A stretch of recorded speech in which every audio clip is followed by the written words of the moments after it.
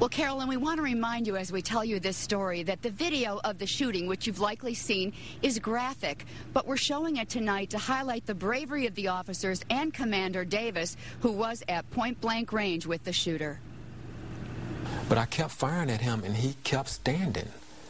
And, I don't understand it. Commander Brian Davis says what he remembers most about being face-to-face with Lamar Moore is that despite being shot several times, Moore wouldn't go down.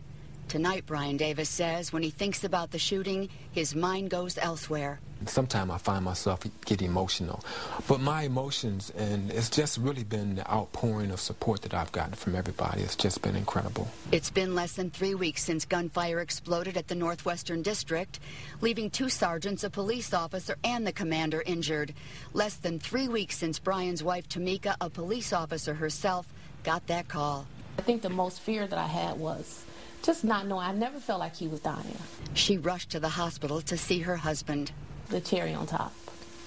It was just like, my baby okay.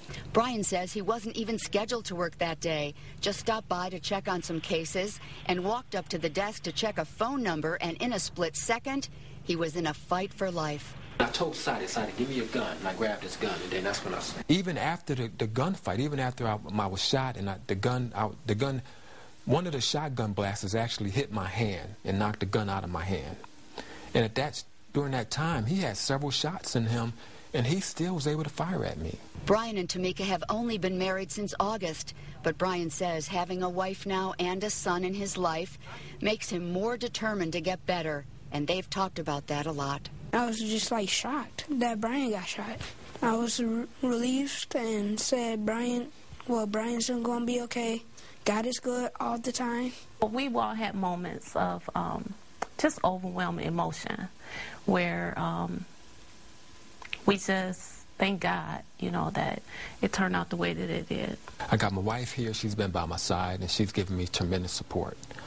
So right now, I'm taking it one day at a time, and every day I get a little stronger.